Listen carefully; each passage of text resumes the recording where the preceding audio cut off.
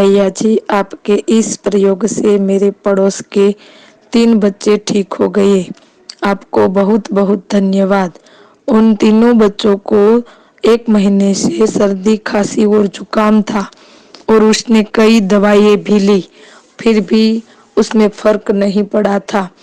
उसके बाद मैंने उन तीनों बच्चों को, 2 बच्चे सगे भाई थे और 1 बच्ची थी वो अलग थी, वो दोनों भाइयों को भी 2 दिन में राहत मिली और वो जो बच्ची थी उसे भी 2 दिन में कई फर्क दिखा और उसके बाद 4-5 दिन में तो वो बिल्कुल ठीक हो गए और उसने मेरा धन्यवाद किया। तो मैं आपका दिल से धन्यवाद करती हूँ, जिसके आपके कारण ऐसे कई बच्चे को सर्दी खांसी जुकाम होती है तो फिर भी वो ठीक हो गए हैं।